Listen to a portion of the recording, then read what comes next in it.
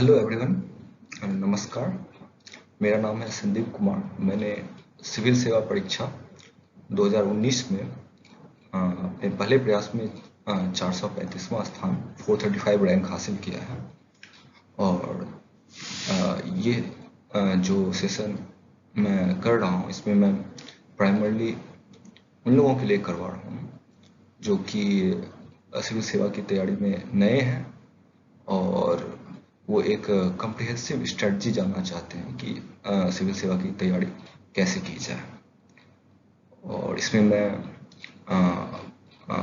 From zero शून्य से लेकर के आप प्रीलिम्स तक कैसे तैयारी करें और इसकी मैं चर्चा करूँगा। This session will conducted in primarily in Hindi medium, and if some of you feels that you cannot understand Hindi and you want me to make this session in English, so you can request me, and I will try to make one in English too.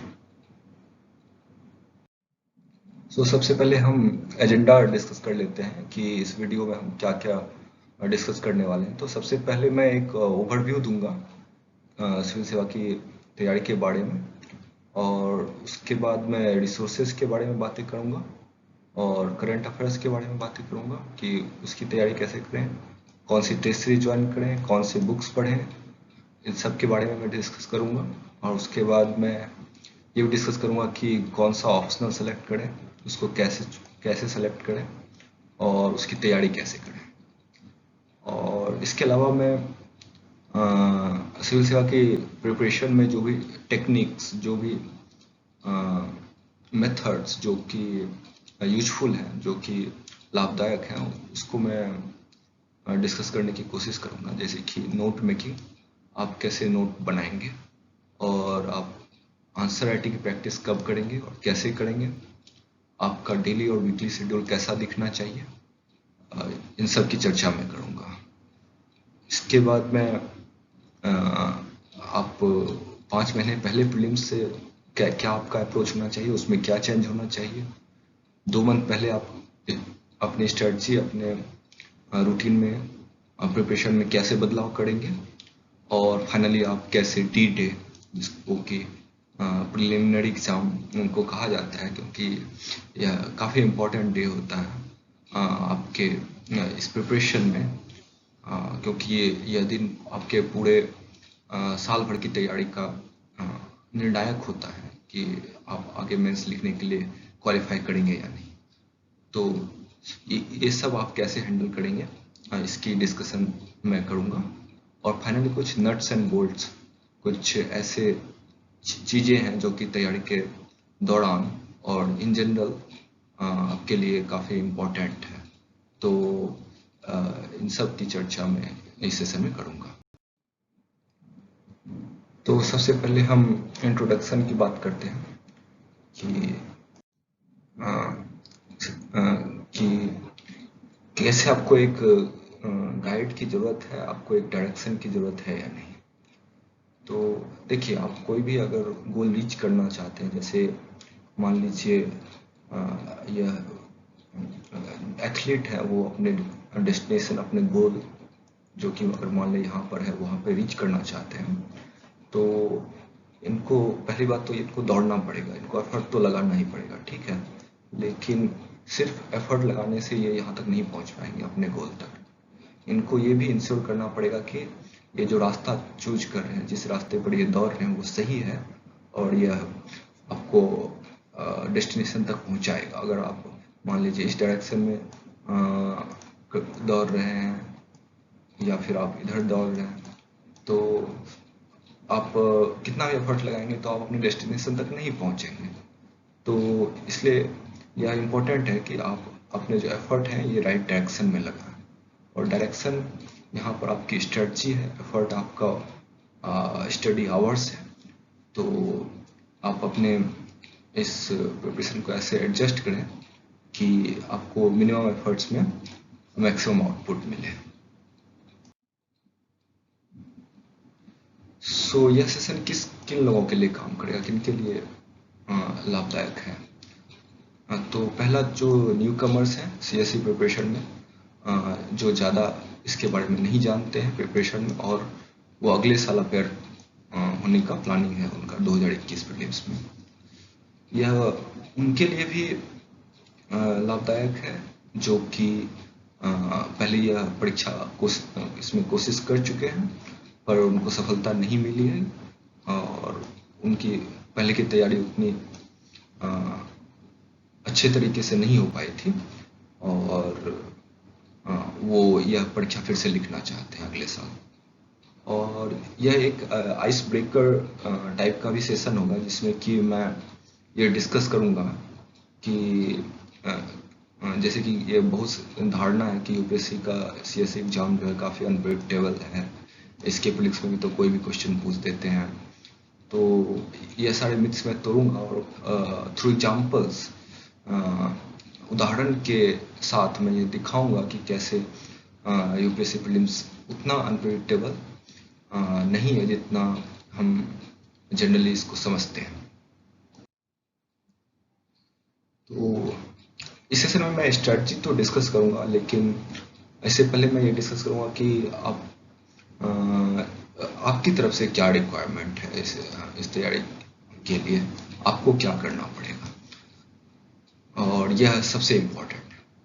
तो मेरे view में आपको 8-10 घंटे की focused study आपको करनी पड़ेगी अगले 10-12 महीने तक।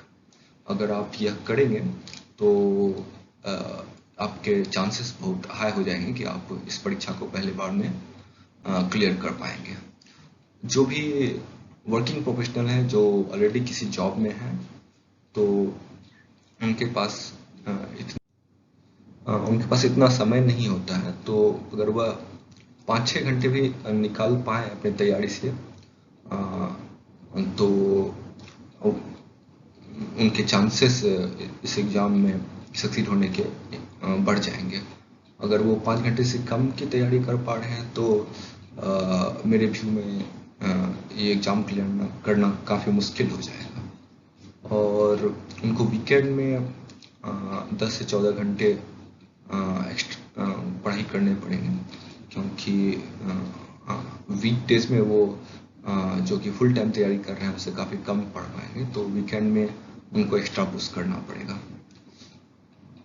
और मैं यह भी एज्यूम करूँगा कि आप जो अगले 10-12 महीने हैं इसमें आप कोई और एग्ज़ाम की तैयारी नहीं कर रहे हैं, आप कोई और परीक्षा देने के बारे में नहीं सोच रहे हैं, क्योंकि अगर आप मान लीजिए आरबीआई ग्रेड बी या फिर स्टेट सिविल सर्विस की तैयारी कर रहे हैं तो आप पूरे टेंशन के साथ ये तैयारी नहीं कर पाएंगे, और इसका नुकसान आपको होगा।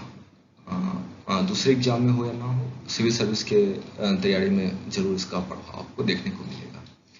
तो मेरा रिक्वेस्ट है कि अगर आप कोई और एग्जाम देने के बारे में सोच रहे हैं तो आप पहले वो एग्जाम दे लें, वो क्लियर हो जाए, और जब आप डिसाइड करें कि हमें सिविल सर्विस का एग्जाम देना है तो आप पूरा अटेंशन यहाँ पर रखें जब तक आप इसकी तैयारी कर रहे हैं। और इसके बाद यह बहुत इम्पोर्टेंट है कि आप जो है सिविल सेवा की तैयारी जो है सिविल सीएससी जो एग्जाम है इसको आप प्रायोरिटाइज, इसको आप पहली प्राथमिकता दे रहे हैं अपनी ज़िंदगी में। यह आपके लिए सबसे महत्वपूर्ण होना चाहिए जब आप इसकी तैयारी कर रहे हैं, और जो भी आपके दूसरे इवेंट्स जो भी आपके लाइफ में हो रहे हैं ये सेकेंडरी हो जाना चाहिए जब तक आप इसकी तैयारी कर रहे हैं। तो अगर आप इस तरह के कमिटमेंट्स जो भी मैं बता रहा हूँ आप ये देते हैं तो इससे आपके सिविल सेवा परीक्षा में को क्लियर करने का, वो भी पहले ही प्रयास में, उसकी संभावना काफ़ी बढ़ जाएगी। और मैंने अपनी स्ट्रेटजी भी इसी हिसाब से डिज़ाइन की है। तो हम लोग डिस्कस करते हैं कि क्या क्या रिसोर्सेस हैं और आप उनको कैसे फॉलो करेंगे। तो सबसे पहले आप जब तैयारी शुरू कर रहे हैं तो आप सबसे पहले ये करंट अफेयर्स के साथ तैयारी करें और आप द हिंदू पढ़ना शुरू कर दें। तत्काल तुरंत आप इमीडिएटली आप द हिंदू पढ़ें। आप आप केवल द हिंदू पढ़ें और कोई न्यूज़पेपर ना पढ़ें, लेकिन आप यह इंश्योर करें कि आप कोई और कोई भी दिन का द हिंदू मिस नहीं करते हैं और इसको कंटिन्यूसली फॉलो करते हैं। उसके बाद राव आईएएस का डीएनएस वीडियो आता है, ये अबाउट हाफ एन आवर, आधे घंटे का होगा, तो इसको आप दे सकते हैं। तो इससे क्या होगा कि आप आपका जो भी हिंदू में जो भी आर्टिकल है उसको बैकग्राउंड के साथ यहाँ पर डिस्कस कर दिया जाता है। तो इससे आपके बेसिक कॉन्सेप्ट क्लियर होंगे और आपको यह भी पता चलेगा कि न्यूज़पेपर में कौन सा आर्टिकल ज़्यादा इम्पोर्टेंट है और उसको किस तरह से पढ़ाई करना चाहिए। और इसके साथ आप इनसाइट का डेली करंट अफेयर्स और क्विज ये भी पढ़ाई करें। इसमें आपको जो दूसरे करंट अफेयर जैसे पीआईबी है और दूसरे न्यूज़पेपर में जो भी अगर इम्पोर्टेंट करंट अफेयर्स है तो ये यहाँ पर कवर हो जाएगा। इसको आप day to day daily follow करें और ये क्विज जो कि 5 क्वेश्चंस रहते हैं इसको भी सॉल्व करें। जहाँ तक नोट्स मेकिंग का सवाल है तो आप यह आपका डिस्क्रेशन है, आपकी इच्छा है। अगर आप चाहें तो नोट्स बना सकते हैं और लेकिन आप तभी ये नोट्स बनाएं जब आपको लगता है कि इससे आपको कोई मदद मिलेगा। और जस्ट आप न्यूज़पेपर को कॉपी ना करें या फिर ये इनसाइड करंट अफेयर्स को कॉपी ना करें। इससे अगर आपको लगता है कि आपके थॉट्स ऑर्गेनाइज हो रहे हैं, आपको जो भी मटेरियल आपने लिखा है अपने कॉपी में उससे आपको उसको आसानी से याद कर सकते हैं, तब आप इसको बनाएं। लेकिन यह इम्पोर्टेंट है कि आप पूरे दिन में 3.5 घंटे से ज़्यादा करंट अफेयर्स पे ना लगाएं। आप जब इसकी तैयारी शुरू करेंगे तो हो सकता है कि 4-5 घंटे भी आपको ये सारे चीज़ें करने में लगेंगे, बट आप कुछ 2-4 वीक में ऐसे इंश्योर करें कि ये सारे काम आप विद 3.5 आवर्स कर पाएँ, क्योंकि बहुत सारे और भी चीज़ें हैं जो कि आपको करने हैं और करंट अफेयर्स पे आप इससे ज़्यादा एफर्ट नहीं कर पाएंगे। सेकेंड थिंग है कि आप इमिडिएटली एक अच्छी प्रीलिम्स टेस्ट सीरीज ज्वाइन कर लें, कोई भी एक टेस्ट सीरीज। इसके लिए आप ये चिंता ना करें कि जब मेरी तैयारी पूरी अच्छी हो जाएगी तब मैं टेस्ट सीरीज ज्वाइन करूँगा। तो जब भी आप तैयारी शुरू करते हैं तो एक टेस्ट सीरीज ज्वाइन कर लें और इसमें मेरा रिकमेंडेशन है कि आप इनसाइट्स का text book based test series होता है, इसको आप ज्वाइन कर लें। तो इसमें आपको फ़ायदा यह है कि यह सारे एनसीईआरटीज़ को कवर कर देगा और जो भी आपका सिलेबस है प्रीलिम्स को लेकर के और कुछ हद तक मेंस को लेकर के,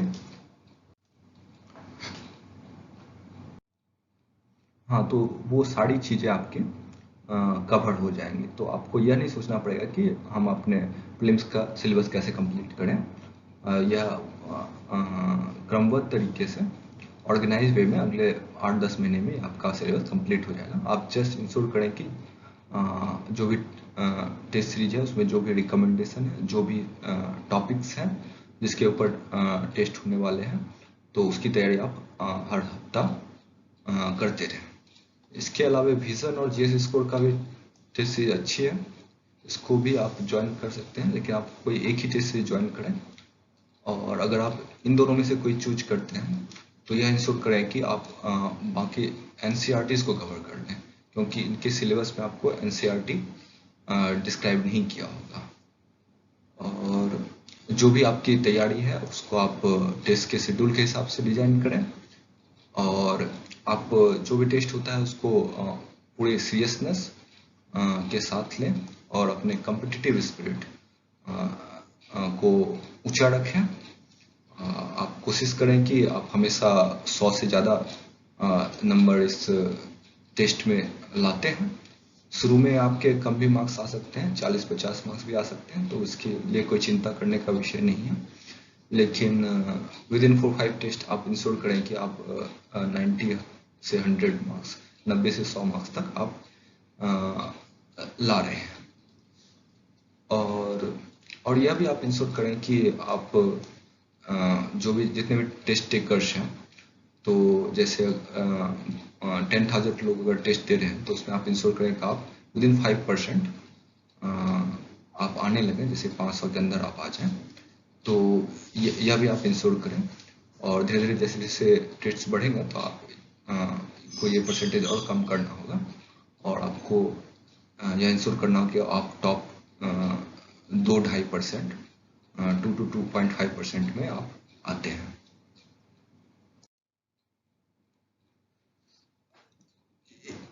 अब स्टैटिक के लिए जो भी सोर्सेस हैं उसको हम एक बार डिस्कस कर लेते हैं। तो इसमें सबसे इम्पोर्टेंट ये है कि आप अपने सोर्सेस को लिमिटेड रखें, ठीक है। Limited sources for unlimited success. अगर आप चाहते हैं कि आप इस परीक्षा में शानदार प्रदर्शन करें, अच्छी सफलता लाएं, तो आप यह इंश्योर करें कि आप सोर्सेज जो है उसको लिमिट करें। आप एक ही सब्जेक्ट के लिए बहुत सारे बुक्स का इस्तेमाल ना करें, यह आपके लिए काफ़ी हानिकारक हो सकता है। तो अब एक एक करके हम सब्जेक्ट्स का देख लेते हैं। जैसे पॉलिटी में आप एक ही बुक फॉलो करें, लक्ष्मीकांत, और यह इंश्योर करें कि आप ये 6ठा एडिशन जो कि लेटेस्ट आया है उसको आप इस्तेमाल करें। और इकोनॉमी में मुनाल सर है, उनका कोर्स आता है अनअकैडमी पर, तो वो बहुत ही बेहतरीन कोर्स है और उसमें अबाउट 40 लेक्चर्स हैं। तो अगर आप उनको कर लेंगे तो इकोनॉमी में और कुछ करने की ज़रूरत नहीं है। और ज्योग्राफी के लिए बेसिकली आपको एनसीईआरटीज करने होते हैं 6 से 12 तक। ये सारे एनसीईआरटीज आपको करने होते हैं, और आपको इसमें ज्योग्राफी में कॉन्सेप्ट्स क्लियर करने होते हैं। तो आप रतनजिल मैम सिज IRS मे बी 2014 बैच, सो उन्होंने यूट्यूब पे कोर्स बनाया है ज्योग्राफी का, तो यह फ्रीली अवेलेबल है। तो आप इसको देखें तो आपके बहुत सारे कॉन्सेप्ट्स क्लियर हो जाएंगे। इन्वायरमेंट के लिए आप एक ही बुक का इस्तेमाल करें, शंकर IAS बुक, और लेकिन इसमें आपको कंप्लीट कवरेज नहीं मिल पाएगा। तो और कोई इससे बेहतर भी बुक नहीं है मार्केट में, तो आपको जो है इसमें काफ़ी हद तक गूगल करना पड़ेगा, जो भी स्पीसीज हैं, नेशनल पार्क हैं, कन्वेंशंस हैं, तो ये सारे एक्स्ट्रा चीज़ें हैं जो कि बुक में मेंशन है बट कॉम्प्रिहेंसिवली मेंशन नहीं है, या फिर जो क्वेश्चंस आते हैं उसके लिए आपको थोड़ी और तैयारी ऑनलाइन करनी पड़ेगी। उसके बाद मॉडर्न हिस्ट्री जो है उसके लिए आप एक ही बुक का इस्तेमाल करें, स्पेक्ट्रम, और ये छोटी किताब है लेकिन इसमें फैक्चुअल इंफॉर्मेशन काफ़ी ज़्यादा है, तो आपको इसको बार बार पढ़ाई करना पड़ेगा, तब जाके आप इसको याद कर पाएंगे। एंशिएंट एंड मिडिवल हिस्ट्री के लिए आप एनसीईआरटीज का इस्तेमाल करें। बेसिकली 6 और 7 के एनसीईआरटी और 12th की एनसीईआरटी इसमें कवर हो जाएगा। और उसके बाद तमिलनाडु की क्लास 11 की जो हिस्ट्री की बुक आती है वह भी काफ़ी अच्छी है। उसके बाद हम साइंस एंड टेक की चर्चा करते हैं। तो साइंस एंड टेक में जो भी करंट इश्यूज हैं उस पर आप ज़्यादा जोर दें। जो भी एनसीईआरटीज हैं 10th क्लास तक, उस पर आप ज़्यादा जोर ना दें, उससे क्वेश्चंस नहीं आते हैं। क्वेश्चंस इसमें आपको जैसे कि फिजिक्स में जो भी यूनिवर्स से रिलेटेड है, जैसे कि ब्लैक होल है या फिर डार्क मैटर है, डार्क एनर्जी है, तो और जो भी एस्ट्रोनॉमिकल इवेंट्स हैं, ग्रेविटेशनल वेव हैं, तो इस सब में ज़्यादा इंटरेस्टेड है यूपीएससी, तो आप इस पे ज़्यादा जोर दें। और हेल्थ में जो भी डिजीज़ वगैरह हैं, वायरस और कौन से बैक्टीरिया से होते हैं और उनका क्या उपचार है, ये सब चीज़ें आप देख सकते हैं। और आप खास करके बायोटेक की तैयारी करें, जैसे जीन एडिटिंग टेक्नोलॉजी है और 3 पेरेंट्स बेबी है, तो इस तरह की चीज़ें बहुत इम्पोर्टेंट हो जाती हैं। और फाइनली आईटी और कम्युनिकेशन, जैसे कि अभी 5G काफ़ी चर्चा में है, और जैसे कम्युनिकेशन के नए नए टूल्स आते हैं, जैसे पहले लाइफाई आया था, तो ये सारे क्वेश्चन पूछे गए थे। और जैसे वर्चुअल रियलिटी है, तो इस पर भी क्वेश्चन पूछे गए हैं। तो आप इन सब टॉपिक्स में आप अपनी तैयारी को बढ़ाएं तो इससे ज़्यादा फायदा होगा। और फाइनली आर्ट एंड कल्चर के लिए आप एक ही बुक नितिन सिंघानिया को इस्तेमाल करें, और इंडियन आर्ट्स एनसीईआरटी जो है वो क्लास 11 की है बुक है, इसको भी आप फॉलो करें। अब हम चर्चा करते हैं कि आप एनसीईआरटीज कैसे पढ़ें, तो और कौन कौन सी पढ़ें, राइट। क्योंकि बहुत सारी एनसीईआरटी है और 6 से 12 तक में बहुत सारी एनसीईआरटी आ जाती है, तो इसमें आपको सारी एनसीईआरटीज नहीं पढ़नी है। तो इस स्लाइड में मैंने क्लियरली मेंशन कर दिया है कि आपको कौन कौन सी एनसीईआरटीज पढ़नी है। पॉलिटी के लिए आपको एक ही एनसीईआरटी पढ़नी है, वो क्लास 11th की है। पढ़े बुक का नाम है आवर कॉन्स्टिट्यूशन नेटवर्क। और उसके बाद इकोनॉमी में आप 10th 11th और 12th में जो मैक्रो इकोनॉमिक्स की बुक है उसको आप पढ़ें। और ज्योग्राफी में आप जैसे कि मैंने पहले बताया 6 से 12 तक आपको पढ़ाई करनी है ज्योग्राफी, और इसमें आप फिजिकल ज्योग्राफी पे ज़्यादा जोर दें। ह्यूमन ज्योग्राफी उतना इम्पोर्टेंट नहीं है जितना कि फिजिकल ज्योग्राफी है। इन्वायरमेंट के लिए आप बस बायोलॉजी की बुक है क्लास 12th की, उसके लास्ट 4 चैप्टर हैं, उसको पढ़ लें। और मॉडर्न हिस्ट्री के लिए आप एनसीईआरटीज क्लास 8 का और क्लास 12th का थीम्स इन इंडियन हिस्ट्री इस तरह करके बुक है, तो उसका आप जो भी मॉडर्न हिस्ट्री से रिलेटेड थीम्स है उसको आप पढ़ लें। एनसीईआरटी और मिडिवल हिस्ट्री में क्लास 6 और 7 और क्लास 12th का थीम सीएस को करें आप। और साइंस एंड टेक में बस इसमें आपको एनसीईआरटी ज़्यादा यूजफुल नहीं होगी, बट 12th का जो बायोलॉजी है उसमें हेल्थ और डिजीज़ और बायोटेक के बारे में थोड़ी आप जानकारी हासिल कर सकते हैं, तो इसको आप पढ़ सकते हैं। और आर्ट एंड कल्चर के लिए मैंने जैसे पहले बताया कि एक ही बुक है, तो आप अगर इतने सारे एनसीईआरटीज को कवर कर लेते हैं तो आपको प्रीलिम्स के लिए और कोई एनसीईआरटी और एक्स्ट्रा पढ़ने की ज़रूरत नहीं है। फिर भी आपको मेंस के लिए सोशियोलॉजी और वर्ल्ड हिस्ट्री से रिलेटेड एनसीईआरटी आपको पढ़ने होंगे, लेकिन इसकी उपयोगिता मेंस में ज़्यादा है प्रीलिम्स से। और अगर आप इनसाइट्स का टेस्ट सीरीज ज्वाइन करते हैं तो वो मोस्टली ये सारे एनसीईआरटी भी वो कवर करवा देंगे। उसके बाद हम डिस्कस करते हैं कि ऑप्शनल की तैयारी कैसे करें, उसको कैसे चूज करें।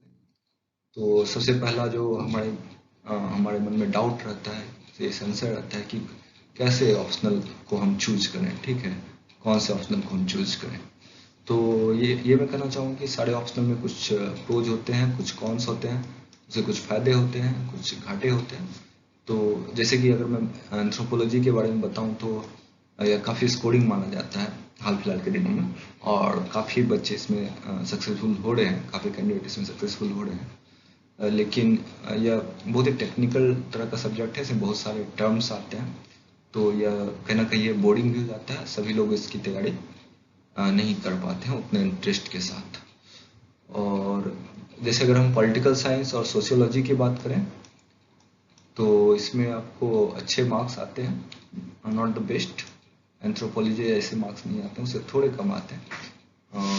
लेकिन ये सारे सब्जेक्ट इंटरेस्टिंग हैं और इनके सिलेबस जो है वो जीएस सिलेबस से मैच करते हैं, तो इससे भी आपको फ़ायदा होता है। जनरली मैं एडवाइस करूँगा कि आप इंजीनियरिंग सब्जेक्ट्स को अवॉइड करें, इसमें बहुत ज़्यादा अच्छे मार्क्स नहीं दिए जाते हैं, और आप इसमें अच्छी तरह से रिसर्च करें।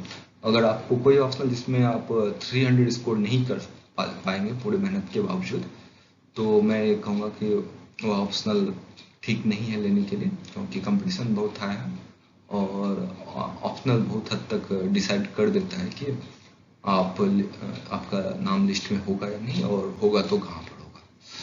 तो ओवरऑल हम कैसे चूज करें कि हमें कौन सा ऑप्शनल लेना है। तो सबसे पहला क्राइटेरिया आप देखें कि इसमें अच्छे मार्क्स दिए जाते हैं कि नहीं, whether good marks are awarded or not. और गुड मार्क्स हैं 300, अगर 300 अगर उसमें अवार्ड नहीं किए जाते हैं या रेयरली अवार्ड किए जाते हैं, तो मैं ये हाईली रिकमेंड करूँगा कि आप वो ऑप्शनल चूज ना करें। उसके बाद आप देखें कि आपका जो ग्रेजुएशन का सब्जेक्ट है क्या उसको यूपीएससी ऑफर करती है एज ऑप्शनल। और अगर यूपीएससी आपके ग्रेजुएशन सब्जेक्ट को ऑफर करती है और आपका इंटरेस्ट उस सब्जेक्ट में है और इसमें अच्छे मार्क्स भी अवार्ड किए जाते हैं, तो मैं ये रिकमेंड करूँगा कि आप अपने ग्रेजुएशन सब्जेक्ट को ही इसको अपना ऑप्शनल सब्जेक्ट चुन लें।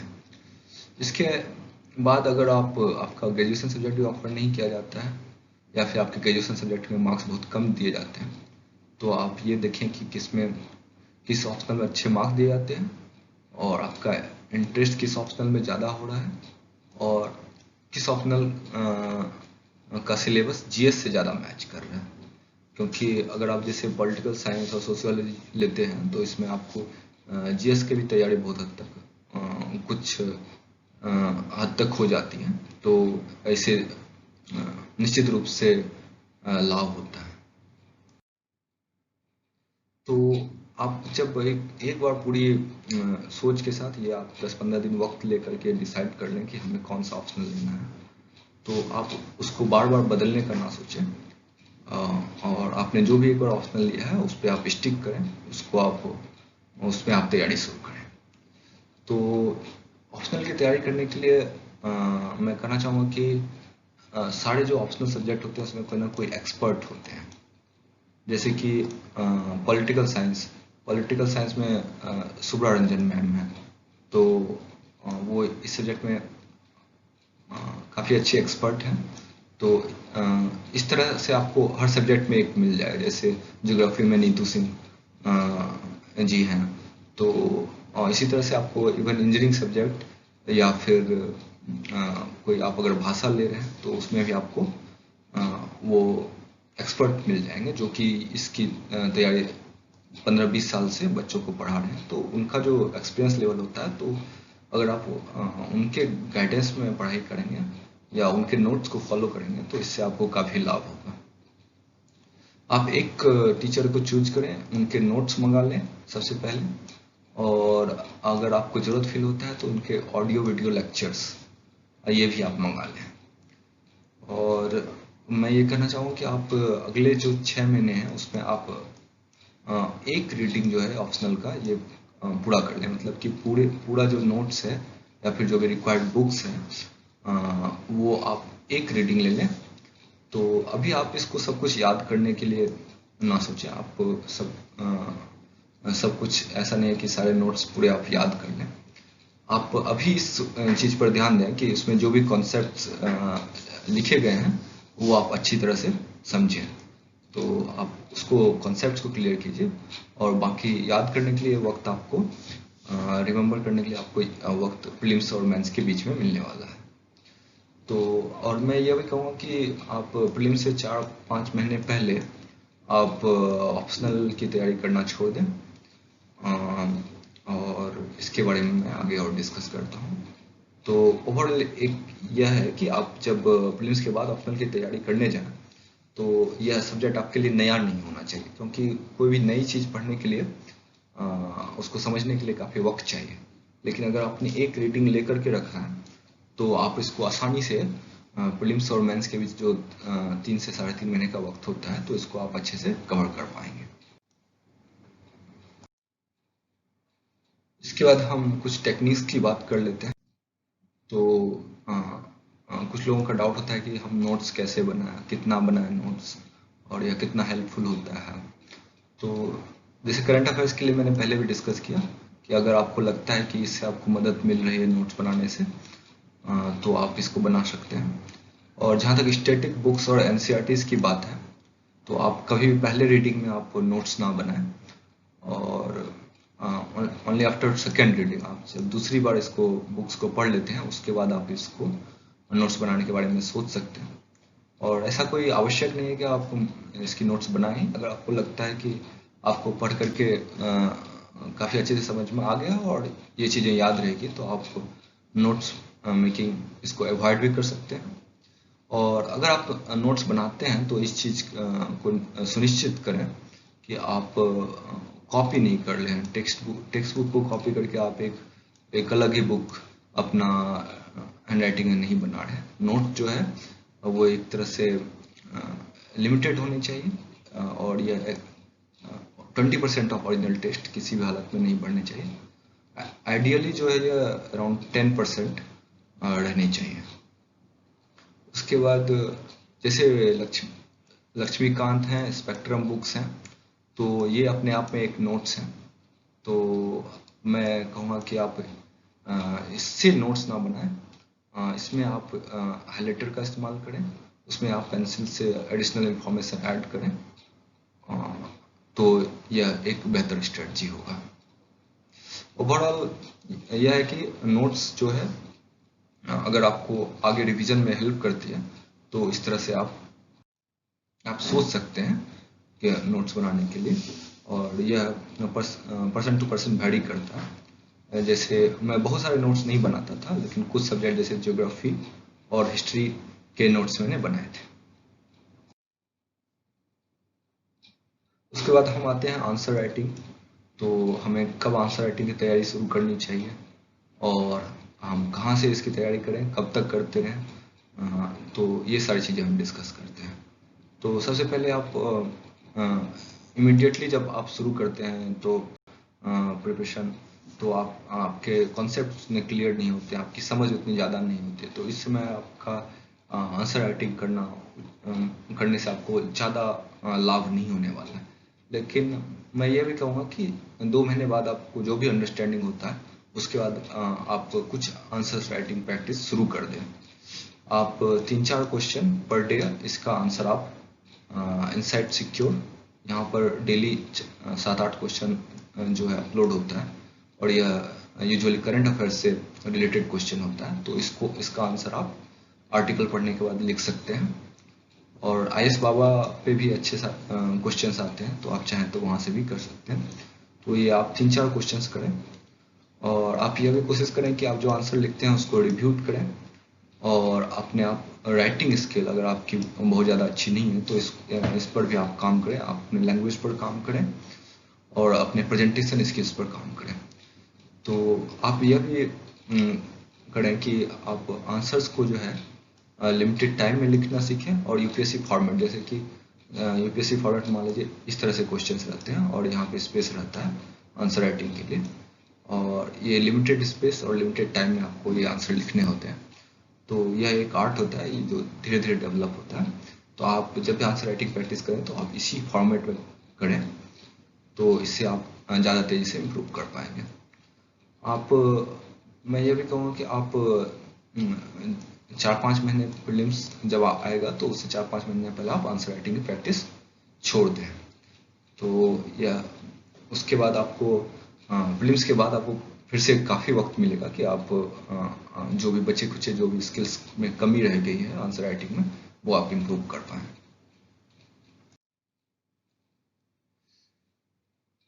अब कुछ टेक्निक्स हैं जिसके थ्रू अगर आप स्टडी करेंगे, पढ़ाई करेंगे, तो आप अपने परफॉर्मेंस को इम्प्रूव कर सकते हैं। तो इसमें एक टेक्निक है जिसको मैं रिगरसली फॉलो करता था, और यह मेरे लिए बहुत ही लाभदायक सिद्ध हुआ है। तो ये इसका नाम है पोमोडोरो टेक्निक। इसके बारे में आप गूगल में भी, यूट्यूब में सर्च कर सकते हैं कि ये टेक्निक क्या है। तो बेसिकली इसमें कॉन्सेप्ट है कि आप 25 मिनट की पढ़ाई करें और 5 मिनट का ब्रेक लें। आप कंटिन्यूसली लगातार 2-3 घंटे पढ़ाई ना करते रहें, और आप जब ब्रेक्स लेकर के पढ़ाई करेंगे तो आपका अटेंशन लेवल हमेशा हाई रहेगा, और आप कभी पढ़ाई से एग्जॉस्टेड नहीं होंगे। तो इसके बारे में आप अच्छी तरह से समझ लें। इसके लिए बहुत सारे ऐप होते हैं, मैं ऐप यूज़ करता था, प्रोडक्टिविटी चैलेंज टाइमर, यह एंड्रॉयड में अवेलेबल है, या आपको माइक्रोसॉफ्ट में फोकस ऐप है, वो भी आप इस्तेमाल कर सकते हैं। इसके बाद आप यह भी सुनिश्चित करें कि आप जो भी पढ़ाई करते हैं वो फिक्स सेशंस में करें। जैसे कि आप अगर निश्चित करते हैं कि सुबह 7 से 9 बजे पढ़ाई करनी है, और उसके बाद नाश्ता करके मुझे 9:30 से 11:30 पढ़ाई करनी है, तो आप चाहे सब्जेक्ट चेंज कर सकते हैं अगले दिन, लेकिन आप पढ़ाई का समय ना बदलें। इससे क्या होगा कि यह जो है आपकी पढ़ाई जो है ये आपकी हैबिट में आ जाएगी, तो आपको बहुत ज़्यादा एफर्ट नहीं करना पड़ेगा डेली पढ़ाई करने के लिए। यह एक तरह से आपकी आदत बन जाएगी और आप समय से खुद ही पढ़ाई में लग जाएंगे। और इसके बाद यह भी इम्पोर्टेंट है कि आप अपने परफॉर्मेंस को ट्रैक करते रहें डेली और वीकली, और उसके बारे में मैं आगे डिस्कस करता हूँ। तो परफॉर्मेंस ट्रैक करने के लिए यह इम्पोर्टेंट है कि आप एक पूरे वीक का शेड्यूल बनाएं। आप रोज सुबह उठकर यह निश्चित ना करें कि आज मुझे क्या पढ़ाई करनी है। तो आप जैसे संडे को है तो उसके लिए आप अगले पूरे वीक का प्लानिंग कर ले। जैसे ये एक सैम्पल वीक है जैसे मैंने प्लानिंग किया है, तो इसमें 6 डेज का ही प्लानिंग है। तो आप 7 डे का प्लानिंग रखें हर एक वीक का। तो संडे को आप ये प्लान कर लें कि आप अगले वीक में क्या क्या पढ़ाई करने वाले हैं। तो आप जैसे ये सारे सेशंस हैं, जैसे मैंने बताया था कि फिक्स सेशन में पढ़ाई करनी चाहिए। जैसे 7:30 to 9:30 है, 9:45 से 11:45 है, 12 to 2 PM है। तो इस तरह से 7 जो है फिक्स सेशन है 2-2 घंटे के, और उसमें 4-4 पोमोडोरो में मैं पढ़ाई करता था। मतलब कि 2 घंटे में इफेक्टिवली 1 घंटे 40 मिनट की पढ़ाई। और इस तरह से आप करेंगे तो ये टोटल 14 आवर्स आते हैं। और इसमें अगर आप ब्रेक्स को एक्सक्लूड कर दें तो यह लगभग 11.5 घंटे पर दिन का शेड्यूल बनता है। और इसमें आप अगर डिस्टर्बेंसेस को हटा दें तो लगभग ये 10 से 10.5 घंटे की पढ़ाई बनती है। तो इस तरह से आप अगर एक शेड्यूल बना करके कंटिन्यूसली 10 घंटे की पढ़ाई करेंगे। और इसमें परफॉर्मेंस ट्रैकिंग की ये बात है कि आप जैसे हर पोमोडोरो में, जैसे कि मैं हर पोमोडोरो में मार्क्स अवार्ड कर देता था। जैसे 3 जो है वो मैक्सिमम मार्क्स है हर पोमोडोरो के लिए। तो हर दिन में जैसे मेरा 28 पोमोडोरो हो गया है। तो इसमें हर पोमोडोरो में जो परफॉर्मेंस है उस हिसाब से 3 से लेकर के 0 तक मैं इसमें हर पोमोडोरो में मार्किंग करता था कि कितने अटेंशन के साथ आपने पढ़ाई की, बिना डिस्टर्बेंस की पढ़ाई की। तो इस तरह से मार्क करता था। और ओवरऑल पूरे दिन में जैसे 84 मार्क्स हो जाते थे, तो उसमें मैं ये कैलकुलेट करता था कि मेरा इफेक्टिवली कितना पढ़ाई हो पाया है, तो उस हिसाब से टोटल मार्क्स होता था। तो इसमें मैं ये कोशिश करता था कि जो डेली है मैं लगभग 80 to 85% जो है वो मिनिमम जो है इतना मैं टारगेट को अचीव करूं, इतना जो है मार्क्स जो है उसको मैं अचीव कर पाऊं। सो अगर आप जैसे कि आप पूरे वीक की प्लानिंग आप पहले से करके रखेंगे टाइमिंग के बारे में और आपको क्या पढ़ाई करना है। इसमें आप देखें कि जैसे यहाँ पे लिखा हुआ है पॉलिटी पढ़ाई करनी है, यहाँ पे लिखा हुआ है मॉडर्न हिस्ट्री पढ़ाई करनी है, यहाँ पे लिखा हुआ है इन सारे सेशंस में मुझे इकोनॉमी की पढ़ाई करनी है, यहाँ पे मैं करंट अफेयर्स पढ़ूंगा इनसाइट से, यहाँ पे मैं करंट अफेयर पढ़ूंगा सुनिया नोट से, तो यहाँ पे मैं टेस्ट सीरीज दूंगा और यहाँ पे मैं टेस्ट सीरीज का सॉल्यूशन देखूंगा। तो इसमें देखिए कोई इम्प्रोवाइज करने का स्कोप नहीं है। मुझे कभी ये नहीं सोचना है कि अगर मैं तीसरे दिन उठूंगा तो यहाँ पे मुझे क्या पढ़ाई करना है, यह मुझे पहले से क्लियर होगा। और मैं यह भी निश्चित करके रखूंगा कि जैसे पॉलिटी में मुझे क्या सब्जेक्ट्स, कितने, कौन से टॉपिक्स पूरे करने हैं। तो ये सारी चीज़ें मैं मॉडर्न हिस्ट्री में क्या टॉपिक्स पढ़ने हैं, तो इस तरह से मैं पूरे प्लानिंग करूंगा और उसको इम्प्लीमेंट करने की कोशिश करूंगा। उसके बाद आप संडे को आप यूजुअली टेस्ट दें और उसके बाद आप हाफ डे ब्रेक ले सकते हैं। आप कंटिन्यूस डेली पढ़ाई ना करें, इससे हो सकता है कि आप एग्जॉस्टेड हो जाएं। तो आप संडे को हाफ डे ब्रेक दें, फुल डे ब्रेक ना लें। और इसमें आप अपने आप को रिफ्रेश करें, कुछ ऐसी चीज़ें करें जिससे आपका जो मोनोटोनस शेड्यूल चल रहा है पढ़ाई का वो थोड़ा टूटे और आपका अटेंशन लेवल फिर से इम्प्रूव हो सके। सबसे इम्पोर्टेंट ये चीज़ है कि आप ये याद रखें कि अगर आप इस वीक में अच्छा परफॉर्मेंस कर रहे हैं तो आपको इस एग्ज़ाम को क्लियर करने से नहीं रोक सकता है। तो हमेशा ये ध्यान रखें कि ये एग्ज़ाम जो है बस एक ही वीक का है। आपको ऐसा लग सकता है कि अभी तो हमारे पास 1 साल है तो लगभग 50 वीक्स हैं, लेकिन ये याद रखें कि आपके पास यह एक वीक करके ही सारे वीक आने वाले हैं। तो आप जस्ट फोकस करें कि जो भी वीक आ रहा है उसमें मैं अच्छा परफॉर्म करूं। तो इससे क्या होगा कि आप साल भर पूरी अच्छी तैयारी कर पाएंगे और आप जब प्रीलिम्स का एग्जाम देने जाएंगे तो आप में एक अलग ही लेवल का कॉन्फिडेंस होगा और वह काफ़ी यूजफुल होगा। इसके बाद हम जानते हैं कि सिविल सेवा की जो प्रिपरेशन है, तैयारी है, यह बहुत ही रिगरस होती है। इसमें लॉन्ग स्टडी आवर्स होते हैं और आपको थोड़ा सा सोशल डिस्टेंसिंग भी करना पड़ता है। आप लोगों से उतने कनेक्टेड नहीं रह सकते, आप दोस्तों से उतने कनेक्टेड नहीं रह सकते आप सारे फैमिली फंक्शंस अटेंड नहीं कर सकते, आप अननेसेसरीली अपने दोस्तों के साथ बाहर नहीं जा सकते हैं, एंजॉय नहीं कर सकते हैं, मूवीज़ नहीं देख सकते हैं। तो यह इसकी पूरी संभावना है कि आप कुछ दिनों बाद आप फ्रस्ट्रेशन भी फील करने लगे। तो इसके लिए इम्पोर्टेंट है कि आप फिजिकल और मेंटल दोनों हेल्थ का ध्यान रखें, क्योंकि अगर आप कंटिन्यूस एक ही चेयर और टेबल पर बैठकर पढ़ाई करेंगे तो हो सकता है आपके बैक में पेन होने लगे और इस तरह की बहुत सारे प्रॉब्लम होंगे। और तो आप फिजिकल और मेंटल दोनों हेल्थ का आपको ध्यान रखना पड़ेगा। तो इसके लिए आप डेली जो है 1 घंटे का समय निकालें। इसमें आपको जो भी चीज़ ऐसे है जिसमें आपको मानसिक रूप से शांति महसूस हो और जिसमें आप फिजिकल वर्क कर पाए, जिससे कि आपका बॉडी जो है वो एक्टिव है। तो ये जैसे योगा है, मेडिटेशन है, कुछ स्पोर्ट जैसे बैडमिंटन है, तो ये सब आप कर सकते हैं। लेकिन यह आप सुनिश्चित करें कि इसमें आप 1 घंटे से ज़्यादा डेली ना लगाएं। और यह भी मैं कहूँगा कि इसकी तैयारी बहुत ही इंटेंसिव प्रिपरेशन होगी। तो इसमें आपको कहीं ना कहीं एक मटेरियल लाइफ से उससे भी ऊपर उठ के आपको देखना पड़ेगा। और आप अगर स्पिरिचुअलिटी जो है वो अगर डेवलप करते हैं तो जैसे आप मेडिटेशन करें या इस तरह के फिलॉसफी के बारे में, जैसे श्रीमद् भागवत गीता है, तो ये सब चीज़ें काफ़ी इम्पोर्टेंट होती हैं। तो इससे आपको एक ज़िंदगी को देखने का एक सही नज़रिया वो मिलेगा और इससे आपको मेंटल स्ट्रेंथ आपका काफ़ी बढ़ेगा और आप एक लाइफ को एक अलग तरीके से बड़े विजन के साथ देख पाएंगे। तो आप बिल्कुल जब आप इसकी तैयारी कर रहे हैं तो इन सब चीज़ों में भी आप अपना इंटरेस्ट बढ़ाएं, इससे बिल्कुल आपको प्रिपरेशन में भी लाभ होगा।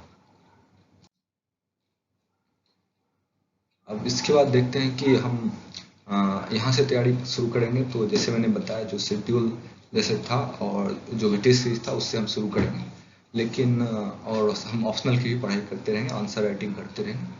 लेकिन 5 महीने पहले ये तैयारी में थोड़ी बदलाव आएंगे, वो क्या बदलाव होगा वो हम डिस्कस करते हैं। और 2 महीने पहले प्रीलिम्स से वो भी थोड़ा चेंज होगा, वो क्या चेंज होगा वो भी मैं डिस्कस करूँगा। और डी डे जो कि प्रिलिमिनरी एग्जामिनेशन का डे है, उसको कैसे हैंडल करना है तो उसके बारे में भी डिस्कस करेंगे। तो प्रीलिम से 5 महीने पहले आप क्या करें कि आप अगर आपका एवरेज मार्क्स जो एवरेज मार्क्स अगर आपका 110 110 से कम है, जो कि मॉक टेस्ट आप दे रहे हैं, तो ऑलरेडी आप 6-7 महीने से ये आप मॉक टेस्ट दे रहे होंगे। तो फिर अब जो आपका एवरेज मार्क्स है वो 110 से कम आ रहा है, तो मैं ये रिकमेंड करूँगा कि आप और यह बहुत संभावना है कि अगर आप पहले अटेम्प्ट दे रहे हैं और या पहली बार एक्सटेंसिवली इसको प्रिपेयर कर रहे हैं तो आपका एवरेज मार्क्स इससे कम ही होगा। तो आप क्या करें कि आप ऑप्शनल की तैयारी बंद कर दें, आंसर राइटिंग आप बंद कर दें और आप पूरी तरह से प्रीलिम्स से फोकस करें, क्योंकि प्रीलिम्स एक एलिमिनेशन राउंड है। इसमें 98% लोग जो हैं वो छट जाते हैं। तो इसमें पूरा ध्यान रखें कि आप प्रीलिम्स की तैयारी पूरी अच्छी रखें, क्योंकि आपने कितनी भी अच्छी मेंस की तैयारी की है, अगर आपने प्रीलिम्स में छट जाते हैं तो उस तैयारी का कोई लाभ नहीं हो पाएगा। उसके बाद कुछ चीज़ें हैं जैसे कि शून्य नोट्स होता है, जिसमें हिंदू के और दूसरे करंट अफेयर्स मैगजीन के नोट्स उसको क्रिप्स मैनर में प्रीलिम्स के पर्सपेक्टिव से तैयार किया जाता है, तो उसको आप पढ़ना शुरू करें। और आप जो मॉक टेस्ट जो कि आप वीकेंड में ओनली 1 दे रहे थे, तो इसको आप बढ़ा दें, 2 से 3 मॉक टेस्ट हर वीक में आप देना शुरू कर दें। और जैसे कि आपने एक इनसाइट का टेस्ट से ज्वाइन किया है, तो आप विजन का टेस्ट वो आपको मार्केट में अब तब तक अवेलेबल हो जाएगा, तो इसको भी आप ले लें और उसको भी आप प्रैक्टिस करना शुरू कर दें। इसके साथ ही आप जो भी प्रीवियस या 6-7 साल के जो क्वेश्चन है, पैटर्न चेंज होने के बाद जो प्रीलिम्स में क्वेश्चन आ रहे हैं, तो उसको आप करें। और उसके बाद आप जो प्रीलिम्स के क्वेश्चन है वहाँ से आप ऑरिजिन को ट्रेस करने की कोशिश करें। ये क्या है इसके बारे में मैं अभी डिस्कस करूँगा थोड़े स्लाइड्स के बाद। तो आप टेस्ट को जो है केवल मतलब इस तरह से ना लें कि आपका टेस्ट है, इसको उसके सॉल्यूशन जो भी है उसको एनालाइज करें, उससे आप सीखें। आपने जो भी क्वेश्चन गलत किया है उसमें आपने क्या गलती की, क्यों गलती की, क्या चीज़ें आप भूल गए थे, किसको आप अच्छे से नहीं पढ़ पाए थे, और कहाँ पर आप जानते हुए मिस्टेक किए हैं। तो इन सब चीज़ों से आप कंटिन्यूस लर्निंग करें, और खास करके जो क्वेश्चन आप गलत करते हैं तो उसको स्पेशली मार्क कर लें। उसके आप सेपरेटली चाहे तो नोट्स भी बना सकते हैं, उसको बार बार रिवाइज करें। तो इसमें आपको केवल टेस्ट करने के लिए नहीं है, इट इज आपको आपका नॉलेज को इम्प्रूव करने के लिए भी है, और आपकी स्किल जो कि एमसीक्यू सॉल्विंग स्किल है, जो उसको भी इम्प्रूव करेंगे आप। उसके बाद जो भी सब्जेक्ट जिसमें आपको लग रहा है कि रिवीजन कम है, जिसके कारण आपका मिस्टेक हो रहा है, जिसमें ज़्यादा मिस्टेक हो रहा है, तो उसको आप बार बार रिवाइज करें, उसमें एडिशनल इन्फॉर्मेशन गेन करें कि क्यों मतलब पढ़ने के बाद भी सब्जेक्ट में मिस्टेक हो रहे हैं। तो आप उस सब्जेक्ट की तैयारी को और अच्छे से करें। और फाइनली ये भी है कि आप बहुत सारे जब प्रीलिम्स टेस्ट देंगे तो आपको कहीं ना कहीं यह निर्णय लेना पड़ेगा कि आप कितने क्वेश्चन अटेम्प्ट करेंगे, और उसको आपको ऑप्टिमाइज करना होगा जिससे आप मैक्सिमम मार्क्स ला पाए। तो इसके लिए आपको डिफरेंट अप्रोच अपनाने होंगे। तो इसमें इसके बारे में मैं डिस्कस करूँगा कि ये सारी चीज़ें क्या है। और अगर आप प्रीलिम्स से 5 महीने पहले अगर आपकी एवरेज जो है, एवरेज मार्क्स 110 से ज़्यादा हैं मॉक टेस्ट में, तो मैं रिकमेंड करूँगा कि आप ऑप्शनल की तैयारी अभी चालू रखें, और आंसर राइटिंग की प्रैक्टिस भी आप करते हैं 3-4 घंटे तक, और नेक्स्ट 1-2 महीने तक ही लेकिन। और अब मैं यह भी हाईली रिकमेंड करूँगा कि कम से कम 3 महीने पहले आप पूरी तरह से प्रीलिम्स की तैयारी पर लग जाएं, और खास करके अगर आपने पहले कभी प्रीलिम्स क्लियर नहीं किया है तो। अगर ये आपका पहला अटेम्प्ट है या आप पहले प्रीलिम्स में फेल हो चुके हैं, तो आप यह जरूर इंश्योर करें कि आप 3 महीने पहले से, और अगर 110 से एवरेज मार्क्स कम है तो 5 महीने पहले से पूरी तरह प्रीलिम्स की तैयारी करें। अब हम डिस्कस करते हैं कि प्रीलिम्स के जो पेपर हैं उसको आप कैसे करते हैं, कैसे करना चाहिए, जिससे कि हमारे मार्क्स जो हैं वो मैक्सिमाइज हो सके। तो जब आप sufficient number of mock test practice करेंगे तो आपको पता चलेगा कि क्वेश्चन जो है बेसिकली उसको हम 5 कैटेगरी में डिवाइड कर सकते हैं। तो पहला जो है उसमें आपको जिसका आप श्योर आंसर जानेंगे, तो यह लगभग अच्छी तैयारी करने के बाद आपको 40 से 45 क्वेश्चन ही होगा, 50 से ज़्यादा यूजुअली नहीं होंगे अगर टेस्ट अच्छी क्वालिटी का है और यूपीएससी के स्टैंडर्ड का है। तो आप ये सारे क्वेश्चन तो अटेम्प्ट करेंगे। उसके बाद अबाउट 35 to 40 क्वेश्चन ऐसे होंगे जिसमें कि आप 2 ऑप्शन को एलिमिनेट कर पाएंगे। आपने जैसे ये दोनों को एलिमिनेट कर लिया, ए और बी को, और सी और डी में आप श्योर नहीं है कौन सा है, तो मैं ये हाईली रिकमेंड करूंगा कि इस क्वेश्चन को भी आप श्योर अटेम्प्ट लें।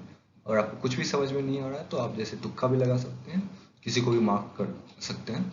तो इससे क्या होगा कि चूंकि आपने 2 ऑप्शन को एलिमिनेट कर लिया है तो इसमें 50% संभावना है कि आप इसको करेक्ट कर देंगे। उससे क्या होगा कि आपको 2 मार्क्स मिल सकते हैं अगर क्वेश्चन गलत सही होता है तो। और इनकेस अगर आपका ये ऑप्शन गलत भी हो जाता है तो आपके 0.66 ही मार्क्स जाएंगे।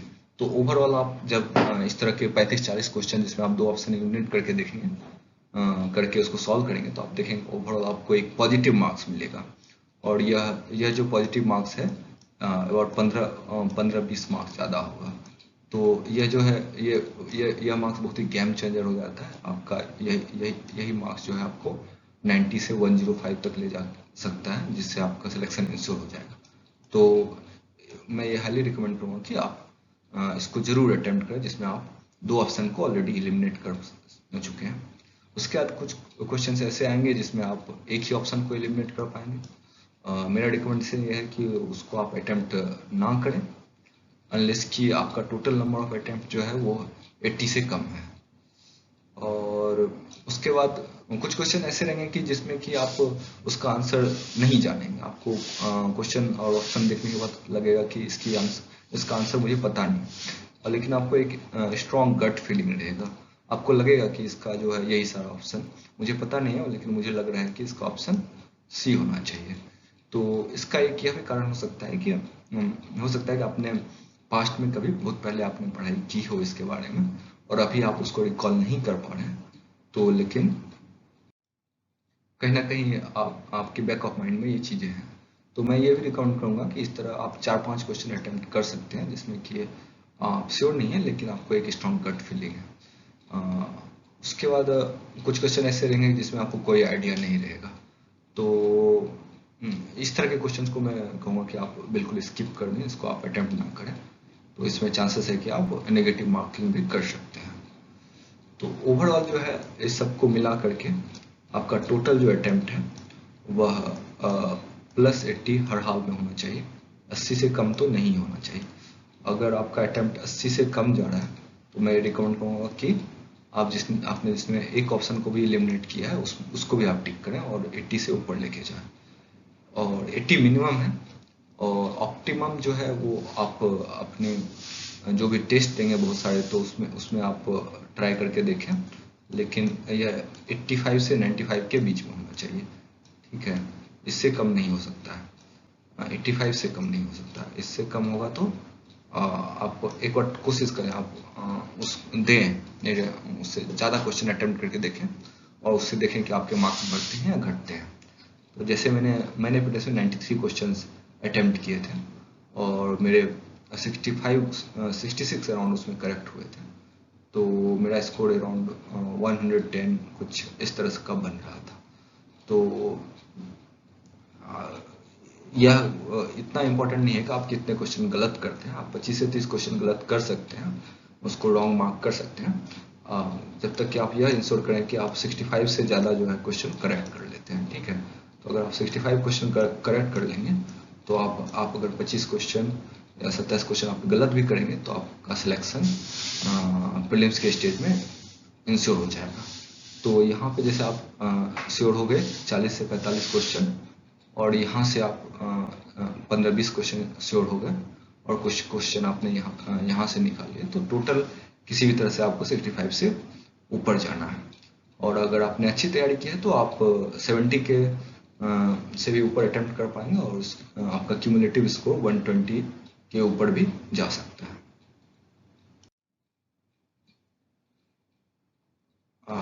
अब हम बात करते हैं कि 2 महीने पहले तैयारी में क्या बदलाव करें, उसको कैसे हम करेंगे। और यह चीज़ जो है अभी जो 2020 का प्रीलिम्स होने वाला है इसके लिए एप्लीकेबल है, क्योंकि इसका प्रीलिम्स लगभग 60 दिन बाद होने वाला है। तो जो 2020 का प्रीलिम्स दे रहे हैं तो वो अभी इस स्ट्रेटजी से कुछ सीख सकते हैं। तो 2 महीने पहले आप एक चीज़ इंश्योर करें कि आप नई चीज़ें पढ़ना बंद कर दें। आपने जो पढ़ा वो हो गया है। आप अगर इसमें नई चीज़ों को पढ़ेंगे तो आपके पास पुरानी चीज़ों को रिवाइज करने का समय नहीं मिलेगा। तो अभी यह ज़्यादा इम्पोर्टेंट है कि आपने पीछे जो भी पढ़ाई की है उसको आप रिवाइज करें, और आप मॉक टेस्ट जो है उसका भी नंबर बढ़ाएं, और कम से कम एक मॉक टेस्ट आप डेली लिखें। अगर आपने ऑलरेडी 50-60 मॉक्स कर लिए हैं तो आप हर 2 दिन में एक मॉक लगाएं। और अगर आपने 30 से कम मॉक टेस्ट पहले सॉल्व किए हैं तो मैं रिकमेंड करूँगा कि आप डेली एक मॉक टेस्ट आप सॉल्व करें, ताकि आप लास्ट के 2 महीने में 60 और मॉक्स सॉल्व कर पाएँ। तो मैंने अबाउट टोटल जो है 100 मॉक्स सॉल्व किए थे, ठीक है। तो 100 तो थोड़ा ज़्यादा है, इतना भी ज़्यादा करने की ज़रूरत नहीं है, लेकिन अबाउट 80 तो ज़रूर कर लें। 80 मॉक्स जो है इतने आप टोटल कर लें। आप उसके बाद ये भी इंश्योर करें कि जो भी है टेस्ट है उसको रिवाइज करें, उसको रिवाइज करें, खास करके जो क्वेश्चन आपने गलत किया था उसके ऑप्शन से आपको क्या सीखने को मिलता है। तो ये सारी चीज़ें आप रिवाइज करते रहें बार बार, जो भी आपने 80 मॉक्स लगाए हैं। इसके बाद आप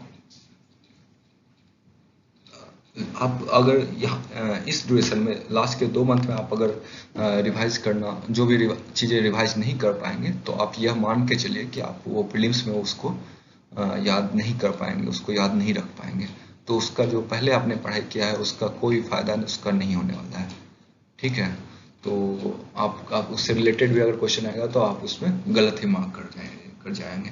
तो यह काफ़ी इंपॉर्टेंट है कि आपने पिछले 10 महीने में जो पढ़ाई की है उसको आप इस 2 महीने में उसको रिवाइज करें और उसको आप अभी टॉप ऑफ द हेड में रखें, उसको पूर्णतः तैयार रखें। तो यहाँ पे बस एक ही फार्मूला है, आप उस जो भी चीज़ें हैं उसको रिवाइज करें, करंट अफेयर्स को रिवाइज करें, बेसिक बुक्स जो कि ऑलरेडी आपने पढ़ी हैं उसको रिवाइज करें, उसके बाद आप मॉक्स को दें और मॉक्स देने के बाद जो भी मिस्टेक्स होते हैं वहाँ से आपको जो भी कमियां लगती हैं उस हिसाब से आपको फिर से रिवाइज करें। तो फार्मूला है, आप रिवाइज करें, फिर आप मॉक्स दें और उसके बाद आप वीक स्पॉट्स को आइडेंटिफाई करें कि कौन सा सब्जेक्ट मेरा वीक है, कौन से जगह पे मैं ज़्यादा मिस्टेक कर रहा हूँ, तो उसको आप और अच्छे से तैयारी करें, फिर मॉक दें। और उसके बाद यह बहुत ही इम्पोर्टेंट है कि आप क्वेश्चन के ओरिजिन, इसमें खास करके यूपीएससी के प्रीवियस ईयर क्वेश्चन से आपको पता चलेगा कि यूपीएससी कहाँ से क्वेश्चन सेट कर रहा है, तो इसको भी आप समझने की कोशिश करें। अब हम आगे बात करते हैं कि ये ओरिजिन को कैसे ट्रेस किया जाए, और ये बहुत ही इम्पोर्टेंट एक्सरसाइज है, खास करके लास्ट 2-3 महीने में आपको इसको जरूर करना चाहिए।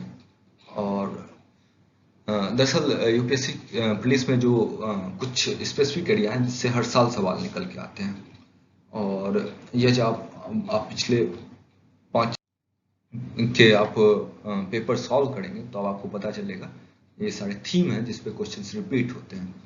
तो जैसे मैंने जो कुछ थीम्स आइडेंटिफाई किए हैं तो वो मैं एक्सप्लेन करना चाहूँगा, और आप खुद भी अगर आप इसको पूरी मेहनत के साथ तैयारी करते हैं तो, और बहुत सारे मॉक्स और प्रीवियस ईयर क्वेश्चन करते हैं, तो ये थीम्स आप भी आइडेंटिफाई कर पाएंगे।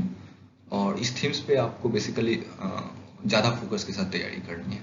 जैसे आप अगर मेडिवल हिस्ट्री की बात करते हैं तो एनसीईआरटी क्लास 12 की जो बुक है उससे देखेंगे आपके हर साल यूपीएससी में क्वेश्चंस आ रहे हैं। जैसे इस बार कल्याण मंडप आया था कि ये मतलब किस पीरियड में था, चोलास में था या फिर चालुक्य में था या फिर विजयनगर में था। तो अगर आप क्लास 12 की एनसीईआरटी पढ़े हैं तो उसमें कल्याण मंडप का पिक्चर था, तो उसको आप आसानी से याद कर पाएंगे कि ये या तो विजयनगर एम्पायर में था। इसी तरह जहाँ पेंटिंग, पोर्ट्रेट पेंटिंग कहाँ पर स्टार्ट हुआ है, तो यह भी जो है क्लास 12 की बुक अगर आप पढ़ के रखते हैं तो ये आप आसानी से आइडेंटिफाई कर पाते कि जो जहांगीर है उनके टाइम से पोर्ट्रेट पेंटिंग फेमस हुआ है। उसके बाद लास्ट ईयर 2018 प्रीलिम्स में जो कि ये ट्रेवेनियर, जीन बैप्टिस्ट ट्रेवेनियर के ऊपर क्वेश्चन आया था, तो इसमें भी ट्रेवेनियर का एक बड़ा सा पिक्चर है आपका क्लास 12 में। तो ये सारे क्वेश्चन देखने के बाद बिल्कुल ये लगता है कि जो क्वेश्चन जो सेट करते हैं वो क्लास 12 का थीम्स ऑफ इंडियन हिस्ट्री इस बुक से आप सेट करते हैं। तो आप मेडिवल हिस्ट्री जब आप पढ़ रहे हैं तो इसमें आप इंश्योर करें कि यह जो बुक जो है उसका आप लाइन बाय लाइन अच्छे से पढ़ाई करें। उसके बाद जैसे बुद्धिज्म का क्वेश्चन है, हर कोई ये जानते हैं कि बुद्धिज्म पे हर साल क्वेश्चन पूछे जाते हैं, ठीक है, और बहुत सारे लोग तो ये भी कर देंगे बुद्धिज्म का क्वेश्चन काफ़ी डिफिकल्ट होता है, इसको तैयारी करना संभव नहीं है। तो लेकिन मैंने अपने एक्सपीरियंस से पाया कि बुद्धिज्म पे जो भी क्वेश्चन पूछे जाते हैं तो वो ये बुक है एल बेसम की wonder that was India, right. तो उससे ये सारे क्वेश्चन निकल के आते हैं। तो उसमें बुद्धिज्म के ऊपर अराउंड 100 पेज में लिखा गया है, तो उसको अगर आप ध्यानपूर्वक पढ़ेंगे तो यह इंश्योर कर पाएंगे जो बुद्धिज्म के ऊपर जो क्वेश्चन आएगा तो आप उसको निश्चय ही सॉल्व कर पाएंगे। देखिए इस तरह की चीजें करने से क्या होता है कि ये आप मार्क्स जो है पक्का कर ले रहे हैं कि अब ये जो बुद्धिज्म का क्वेश्चन है वो आ ही जाएगा, क्योंकि आप अगर कहीं से भी दूसरी जगह से बुद्धिज्म की तैयारी कर रहे हैं तो आप गारंटी नहीं ले सकते कि मतलब जो बुद्धिज्म पे क्वेश्चन आएगा वो आप कर ही लेंगे। लेकिन आप अगर आप इस बुक से कर लेते हैं तो ऑलमोस्ट श्योर हो जाता है कि आप बुद्धिज्म के क्वेश्चन कर पाएंगे। तो इस तरह से आप जो है आप अपना जो फाइनल स्कोर है इसमें 2 मार्क्स जो है श्योरली ऐड कर लेते हैं। तो इस तरह से आप बहुत सारे थीम है, मान लीजिए आपने 15 थीम्स आइडेंटिफाई किए और उनको अच्छे से तैयारी की है, तो आप टोटल जो है उसमें 30 मार्क्स ऐड कर पाएंगे। तो यह बहुत ही बड़ा गेम चेंजर हो जाएगा। तो उसी तरह जैसे कि आप देखेंगे हर साल रिपोर्ट्स पे क्वेश्चन आते हैं, रिपोर्ट्स आता है, उससे फिर पूछा जाता है कि कौन सा ऑर्गेनाइजेशन ने ये रिपोर्ट निकाला है या फिर इंडिया का उसमें क्या रैंक है। तो यह आपको पता होना चाहिए। जैसे ईज ऑफ डूइंग बिजनेस, जो मोस्ट इम्पॉर्टेंट जो कि मोस्ट इम्पॉर्टेंट जो भी हैं उसमें उसके क्या कंपोनेंट है। जैसे ग्लोबल हंगर इंडेक्स है तो उसमें क्या क्या कंपोनेंट है, इसको भी आप पढ़ें। और इंडिया का रैंक भी एक फेयर आइडिया होना चाहिए कि इसमें कहाँ टॉप पर है या फिर बॉटम में है, तो ये भी आप देखें। उसके बाद जैसे कि स्पीसीज है, आप देखेंगे हर साल स्पीसीज के ऊपर क्वेश्चन पूछे जाते हैं। तो आप जो भी इंडेंजर्ड है या क्रिटिकली इंडेंजर्ड स्पीसीज है उसको आप अच्छे से तैयारी करें। तो अबाउट 100 जो है मोस्ट इम्पॉर्टेंट स्पीसीज हैं जो कि न्यूज़ में रहते हैं या फिर वो इंडेंजर्ड है, तो उन स्पीसीज का तैयारी जरूर करें। जैसे कि आप देखें कि इस साल भी इरावदी डॉल्फिन के ऊपर क्वेश्चन आया था कि जस्ट आपको अगर पता होता कि इरावदी डॉल्फिन किस रीजन में पाया जाता है तो आप वो क्वेश्चन आसानी से सॉल्व कर सकते थे। कुछ साल पहले घड़ियाल के ऊपर क्वेश्चन आया था कि ये कहाँ पे पाया जाता है। तो हर साल इस पे क्वेश्चन रिपीट होता है, तो आप यह इंश्योर करें कि आप सारे स्पीसीज के बारे में अच्छे से जानते हैं। उसके बाद नेशनल पार्क्स और wild life sanctuary in news, और खास करके टाइगर रिजर्व जो है, तो ऑलमोस्ट 50 टाइगर रिजर्व्स हैं और 105 नेशनल पार्क्स हैं इंडिया में। तो मैं ये जरूर कहूँगा कि ये तो आप पूरी तरह से याद कर लेंगे। 155 जो नंबर है नेशनल पार्क प्लस ये टाइगर रिजर्व, और जो भी वाइल्ड लाइफ सेंचुरी जो भी 20-30 जो ज़्यादा इंपॉर्टेंट है जो अभी न्यूज़ में रहते हैं, तो उसको आप तैयार कर लें। इसमें ये आप तैयार कर लें वो किस स्टेट में है और किस ऊंचाई पे है, वहाँ का इकोसिस्टम क्या है, और क्या वह टेम्परेट जोन में है या फिर ट्रॉपिकल जोन में है, उसमें किस तरह के फ्लोरा और फौना का वेरिएशन है, कौन से इंडेंजर्ड स्पीसीज पाए जाते हैं। तो इतने डिटेल में करने की जरूरत नहीं है, लेकिन एक बेसिक आइडिया होना चाहिए हर नेशनल पार्क के बारे में। ये सब चीज़ें इसलिए इम्पोर्टेंट क्योंकि इंडियन फॉरेस्ट सर्विस का भी एग्जाम इसके साथ होता है, इंडिया IAS का प्रीलिम्स के साथ ही होता है। तो इससे श्योर शॉर्ट आपका क्वेश्चन निकल के आता है, और कोई भी IFS ऑफिसर से एक्सपेक्टेड है कि वो सारे नेशनल पार्क को जाने, तो आप भी इंश्योर करें कि ये सारी चीज़ें आप जानें। तो शुरू में ये बहुत बड़ा लग सकता है कि 105 नेशनल पार्क है, कैसे सारा याद होगा। तो आप इसको तोड़ तोड़ कर करें कि डेली आप जैसे एक स्टेट का नेशनल पार्क देख लिए, तो या 2-3 एक रीजन जैसे साउथ इंडिया में क्या क्या नेशनल पार्क है उसको देख लिए। तो ऐसे तोड़ तोड़ करके आप करेंगे तो धीरे धीरे आपको ये याद हो जाएंगे, इतना भी डिफिकल्ट नहीं होता है। जैसे पेंटिंग्स पे फिर देखेंगे आप हर साल एक क्वेश्चन आता है, तो इसको आप अच्छे से तैयारी करें। और इन्वायरमेंटल ट्रीटीज है, इस पे लगातार क्वेश्चन आते हैं। तो जो भी ट्रीटी है जैसे रवाना कन्वेंशन है, तो कन्वेंशन ऑन माइग्रेटरी स्पीसीज है, UNCCD है, तो इन दोनों का तो इंडिया में कॉन्फ्रेंस ऑफ पार्टीज भी पिछले ही साल हुआ, तो ये सारे बहुत ही इम्पोर्टेंट हो जाते हैं। तो इनके वेबसाइट्स पे जाएं, आप जानें कि इसमें क्या क्या इवेंट हो रहे हैं, और इसको आप थोड़ा डिटेल में तैयारी करें क्योंकि इस पे लगातार हर साल क्वेश्चन पूछे जाते हैं। और क्लाइमेट चेंज टर्मिनोलॉजी आप देखेंगे कि हर साल एक क्वेश्चन इससे निकल के आता है। जैसे 2018 में था कि कार्बन फर्टिलाइजेशन क्या होता है, 2019 में क्वेश्चन था कि स्ट्रेटोस्फेरिक एरोजल इंजेक्शन या सीरस क्लाउड थिनिंग ये क्या होता है। तो जस्ट आपको अगर पता होता कि ये सारे क्लाइमेट इंजीनियरिंग के टेक्निक हैं, तो आप क्या करें कि क्लाइमेट चेंज से जो भी रिलेटेड वोकेबलरी है उसको आप देख लें, उससे आपको ये क्वेश्चन आप इंश्योर कर पाएंगे। तो जो भी 100-150 जो भी वर्ड है क्लाइमेट चेंज से रिलेटेड टर्मिनोलॉजी उसको आप समझ लें।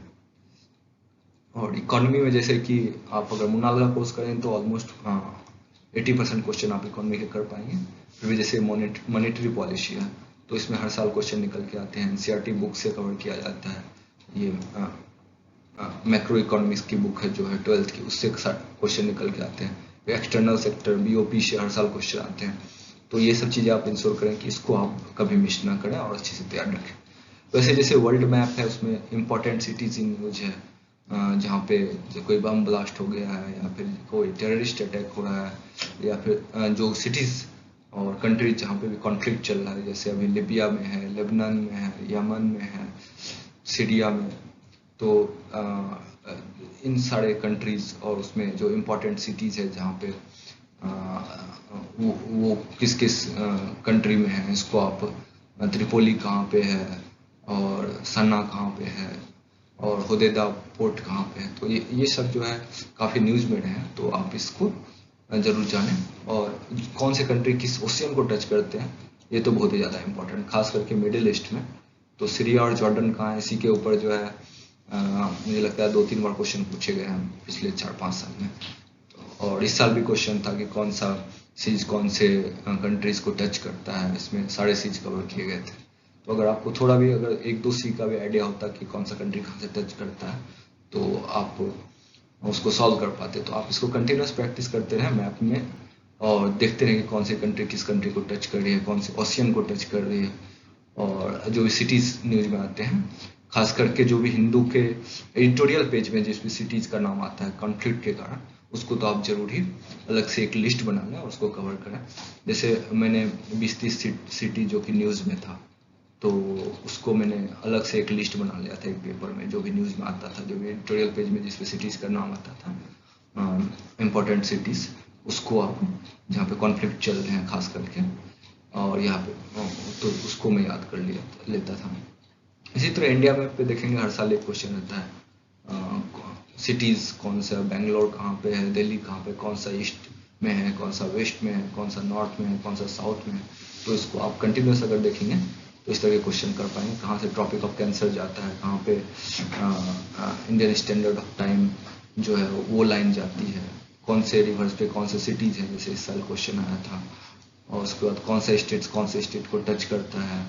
आप एक स्टेट से दूसरे स्टेट जाएंगे तो अब बीच में आप मिनिमम कितने स्टेट्स मिलेंगे। तो इस तरह की चीज़ें आप लगातार अगर आप इंडिया के मैप देखेंगे तो आप ये भी इंश्योर कर पाएंगे कि ये जो इंडिया मैप के ऊपर क्वेश्चन है तो ये आप करेक्ट कर पाएंगे। तो इस तरह से आप खुद से भी ऐसे ऑरिजिन को ट्रेस करें और उस पर फोकस करें, इससे आपका जो है मार्क्स है उसमें काफ़ी इम्प्रूवमेंट होगा। अभी हम बात करते हैं कि जब आप पूरी तरह से तैयारी कर लेंगे 2 महीने, उसके बाद जो डी डे आएगा, जब आपका फिल्म्स का डेट आएगा, तो उसको कैसे हैंडल करना है।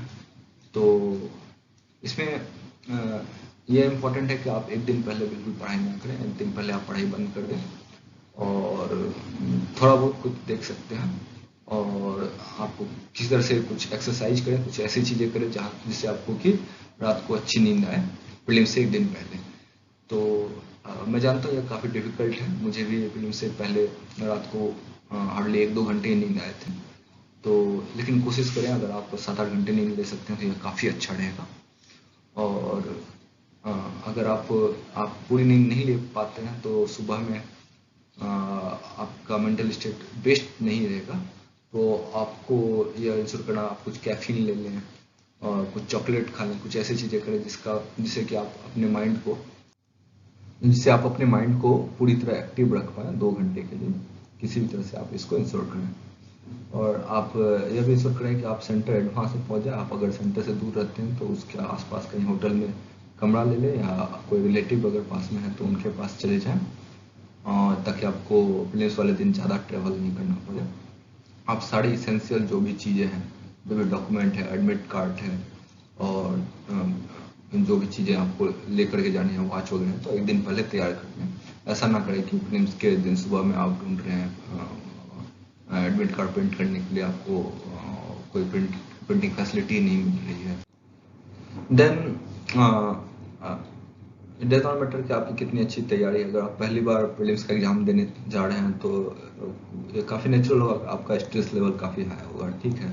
तो आप स्ट्रेस में फील करेंगे, that is all right, okay, उससे कोई ज़्यादा प्रॉब्लम नहीं है। आपको बस इंश्योर करना है कि आप पैनिक ना करें, ठीक है। Panicking is not allowed. आप पैनिक करना अफोर्ड नहीं कर सकता। अगर आप उस वक्त पैनिक करते हैं तो आप पूरे जो साल भर की मेहनत है वह आपका वेस्ट चला जाएगा। उसके बाद आप एक व्हाइटनर आप अपने साथ कैरी करें, और अगर आप एक से ज़्यादा ऑप्शन है उसको आप गलत उसमें फिलिंग कर देते हैं, तो आप इसको व्हाइटनर को यूज़ करें। और हालांकि यूपीएससी इसमें क्लियर नहीं है कि आप व्हाइटनर यूज कर सकते हैं कि नहीं, तो लेकिन आप अगर आप मान लीजिए 3-4 क्वेश्चन में आप रॉन्ग फिलिंग कर देते हैं, तो इससे आपके चांसेस बहुत कम हो जाते हैं, तो आप व्हाइटनर का यूज़ करें। मैं यह श्योर हूँ कि जो जो उसमें जो ऑप्शनल रीडिंग जो ऑप्टिकल रिकॉग्निशन टेक्निक से होता है, तो अगर आप व्हाइटनर से उसको आप वाइट करके दूसरा ऑप्शन फिल कर देंगे, तो आपको करेक्टली आपको सही ऑप्शन जो आप टिक करेंगे उस पर आपको मार्क्स मिल जाएंगे, उसके मार्क्स कटेंगे नहीं, तो आप व्हाइटनर यूज कर सकते हैं। बट अगर आप मान लीजिए एक क्वेश्चन में गलती करते हैं, तो आप अवॉइड करें, क्योंकि यूपीएससी इसमें काफ़ी क्लियर नहीं है कि आप यूज कर सकते हैं कि नहीं। उसके बाद ये काफ़ी इंपॉर्टेंट है कि ड्यूरिंग एग्जाम आप स्ट्रॉन्ग रहें काफ़ी मेंटली, और आप कोई थॉट जो है उसको आप खुद को डिस्टर्ब ना करने दें, और जो भी एग्जाम हॉल है उसमें पूरा फोकस इस पे रखें कि कैसे मैक्सिमम क्वेश्चन को अच्छे तरीके से अटेम्प्ट करें, और यह ना सोचने लगे कि अगर मेरा सिलेक्शन नहीं होगा तो क्या होगा, और फिर जो भी 100 प्रॉब्लम्स हैं वो आप वहाँ पर ना सोचें। एवरीथिंग एल्स कैन वेट, बाकी सारी चीज़ें जो है इंतजार कर सकती हैं। लेकिन आप अभी जो है आपका परफॉर्मेंस का टाइम है, आप पूरी तरह फोकस करें कि कैसे आप अच्छे तरह से इसको इस एग्जामिनेशन में परफॉर्म करें। और यह काफ़ी इंपॉर्टेंट है कि आप शुरू के कुछ क्वेश्चन, जैसे 10-15 क्वेश्चन है, इसमें आप नहीं जानते। जैसे कि मैंने भी जब अपना पेपर उठाया था, तो मेरा सेट कुछ ऐसा था कि उसके सारे डिफिकल्ट क्वेश्चन उसके शुरू में ही थे। तो जब मैं 7-8 क्वेश्चन देखा, तो मुझे एक भी क्वेश्चन का आंसर उसमें श्योर पता नहीं था। तो उस वक्त मैं पैनिक नहीं किया, क्योंकि मैंने बहुत सारे टेस्ट लिखे थे, और मैं ये जानता था कि मेरे तैयारी के ऊपर मुझे कॉन्फिडेंस था कि मैं जानता था कि आगे जो क्वेश्चन होगा मैं उसको सॉल्व कर पाऊंगा। तो आपका ये एटीट्यूड रहना चाहिए कि मान लीजिए क्वेश्चन पेपर इतना टफ है कि आप 99 क्वेश्चन का भी आंसर नहीं जानते, तो आप पैनिक ना करें। आप जो 100वां क्वेश्चन है उसको आप पूरे शांति के साथ पूरे सहज भाव से उसको सॉल्व करें, और आप जो ये 99 क्वेश्चन है उसका इम्पैक्ट आप 100वें क्वेश्चन पर ना आने दें। ठीक है, तो ये काफ़ी इम्पोर्टेंट है। और आप अपनी कंसंट्रेशन लेवल को हाई रखें, और अगर आप मॉक टेस्ट देंगे तो ये आप अच्छी प्रैक्टिस कर पाएंगे। और एलिमिनेशन स्किल जो भी आपने डेवलप की होगी ड्यूरिंग मॉक टेस्ट, तो ये एक स्किल आएगा, उसको आप इस्तेमाल करें। और जब एग्ज़ाम खत्म हो जाता है, और तो उसके 3 घंटे बाद सीसेट का पेपर होता है, तो अभी आप दूसरे आंसर चेक ना करने लगे जीएस का, और दूसरे से कंपेयर ना करने लगे कि आपका परफॉर्मेंस कैसा है। जस्ट रिलैक्स, आप लंच करें और उसके बाद सीसेट का एग्ज़ाम दें, और उसको फ्री माइंड से दें, और उसके बाद आप घर आकर के आराम से रिलैक्स कर लें, और शाम तक जब तक कोचिंग इंस्टीट्यूट वगैरह निकालने लगे, तो आप आराम से 5-6 घंटे बाद आप अपने परफॉर्मेंस को चेक कर सकते हैं। प्रीलिम्स के अगले दिन आपको क्या करना है, तो आप 2-3 दिन का प्लांट रेस्ट ले लें, उसमें आप बिल्कुल भी पढ़ाई ना करें। तो जैसे आप चाहे तो पूरी तरह सो सकते हैं 2 दिन, ठीक है, जो भी नींद में कमी रह गई है पिछले 2-3 महीने में, तो आप ये 2-3 दिन में पूरी कर लें। और उसके बाद 2-3 कोचिंग इंस्टीट्यूट से आप अपने सॉल्यूशन को मैच कर डालें। और अगर आप जनरल कैटेगरी में हैं और आपका मार्क्स 95 से ज़्यादा आ रहा है, और इसी तरह आप अगर AWS में आपका मार्क्स 85 से ज़्यादा आ रहा है, या फिर SC/ST में है आपका मार्क्स 80 से ज़्यादा आ रहा है, तो जो भी आपका कट ऑफ है लास्ट ईयर, उससे अगर आपका 5 मार्क्स कम उस रेंज में अगर आपका मार्क्स आ रहा है, तो आप इमीडिएटली जो है मेंस का प्रिपरेशन 2-3 दिन के रिलैक्सेशन के बाद शुरू करें। आप इसमें सेकेंड थॉट ना दें कि आपका सिलेक्शन प्रीलिम्स में हुआ कि नहीं होगा, क्योंकि ये अब इम्पोर्टेंट नहीं लगे है, क्योंकि प्रीलिम्स का रिजल्ट आने में भी 30-40 दिन का वक्त लगेगा, और यह वक्त काफ़ी इम्पोर्टेंट होता है प्रीलिम्स और मेंस के बीच का। यह अगर आप इस स्पेकुलेशन में वेस्ट कर देंगे ये 30 दिन, तो ये अगर आपका रिजल्ट पॉजिटिव भी आता है, तो आप बाकी बचे 2 महीने में आपको पूरे मेंस का तैयारी करना बहुत मुश्किल हो जाएगी। तो आप ये सोचे ही ना कि आप मेरा सिलेक्शन हो रहा है या नहीं हो रहा है, आप बिल्कुल मेंस की तैयारी में लग जाएं। और मैथ्स की जो तैयारी है वह जैसे मैंने प्रीलिम्स के तैयारी के बारे में ज़्यादातर इसमें डिस्कशन किया है, तो उससे जो है यह काफ़ी डिफरेंट होता है मेंस की तैयारी। और इसको मैं मौका मिलने पे कभी अलग से एक्सप्लेन करूँगा कि इसको कैसे करना है।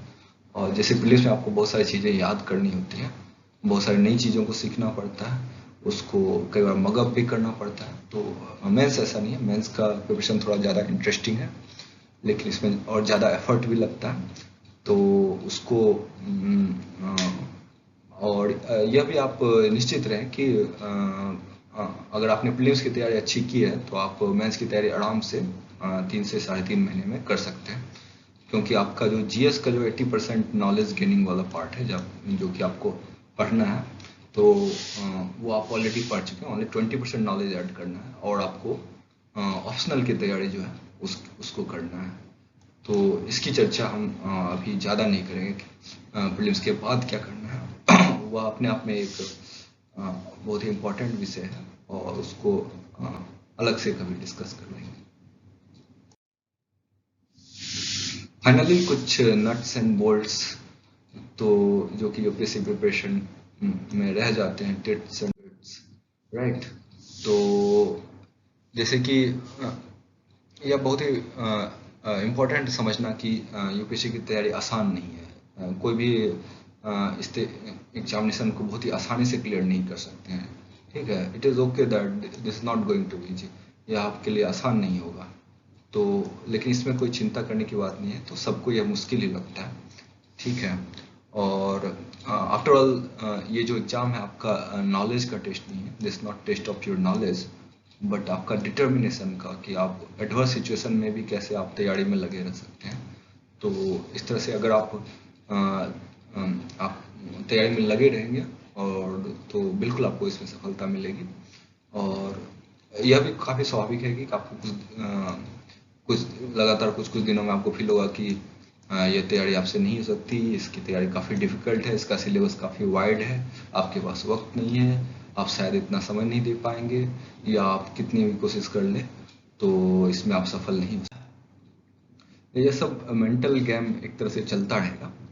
तो जब भी आपको लगेगा कि कभी कभी आपको लगेगा कि अब तो आप फेल होने ही वाले हैं, ठीक है, अब तो कुछ हो नहीं सकता, आप doesn't matter how much you will study, आप तो श्योरली गोइंग टू फेल, आप निश्चित ही फेल होंगे, आपको ऐसा भी लगेगा। तो उसमें बस इतना अपने आप को इतना कहें कि मुझे लग रहा है कि मैं फेल होने वाला हूँ, तो just let me anyway try my best and fail, right.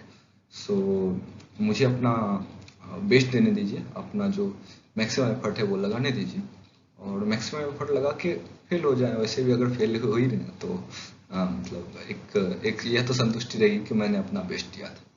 तो ये जस्ट एक मेंटल बैरियर होता है। आप कुछ दिन तैयारी करेंगे तो फिर आपको लगने लगा कि अच्छा मैं मुझसे ये क्लियर हो सकता है, ठीक है। और मोटिवेशन लेवल जो है कंसिस्टेंट नहीं रहेगा, आप तैयारी शुरू करेंगे तो आपका ज़्यादा हो सकता है, फिर कुछ दिनों में हो सकता है ये कम हो जाए, फिर टेस्ट में आपका किसी टेस्ट में नंबर कम आएगा तो आपका मोटिवेशन लेवल डाउन हो सकता है। बट आफ्टर ऑल आप इस मतलब मोटिवेशन के ऊपर नहीं डिपेंडेंट रह सकते हैं। आप जो है कंसिस्टेंट हार्ड वर्क इसकी आदत लगाएं। आप कंसिस्टेंटली 8-10 घंटे पढ़ाई करने की आदत लगें। आपको फील हो रहा है कि आप एग्जाम क्लियर करने वाले हैं या नहीं क्लियर करने वाले हैं, आपको लग रहा है फेल हो ही जाएंगे, और आपको लग रहा है कि आपके बस की बात नहीं है, फिर भी आप जो है ये तैयारी छोड़े ना, और आप कंसिस्टेंटली डेली 8-10 घंटे की तैयारी करते रहे, तो आप फील करेंगे कुछ दिन बाद मोटिवेशन जिस तरह से जाता है तो फिर वो चला भी आता है। और after all you should not be dependent on motivation for study, right. आप जो है इस मोटिवेशन के ऊपर डिपेंडेंट ना रहे, अपने मूड के ऊपर डिपेंडेंट ना रहे, आप एक अपने हैबिट बनाए, आदत बनाए कि कैसे इसकी लगातार पढ़ाई करते रहे। और एट लास्ट में कहूँगा कि कोई भी नई बिगनिंग, नई चीज़, कोई अच्छी चीज़ करने के लिए बेस्ट समय जो होता है वो अभी है, that is now, right. Because maybe you will feel after 2-3 years की शायद मैं ये तैयारी कर लेता तो मे बी आज मैं कहीं और होता, किसी और प्लेस पे होता, या फिर अपने ड्रीम्स को फुलफिल कर रहा होता। तो तो इसमें एक कोट जो है वो भी काफ़ी इम्पोर्टेंट मुझे लगता है कि dreams don't work unless you do, right. तो आपको खुद ड्रीम्स के ऊपर काम करना पड़ता है, और आप इसके लिए एक सबसे इम्पोर्टेंट है कि आप एक अच्छी शुरुआत करें। वो शुरुआत करने का समय अभी है, that is now is the best time. और जो भी इस प्रिपरेशन में ऑलरेडी हैं या फिर अभी जैसे इस प्रिपरेशन में आना चाहते हैं, तो मैं उसको ऑल द बेस्ट विश करना चाहूँगा कि आप भी इसमें अच्छी तैयारी करें, अच्छे से मेहनत करें, और पहले ही अटेम्प्ट में आप इसमें सक्सेसफुल हों। Thank you.